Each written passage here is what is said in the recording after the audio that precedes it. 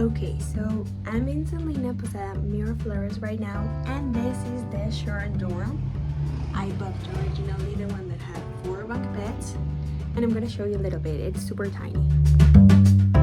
So in here there are 4 lockers, as you can see.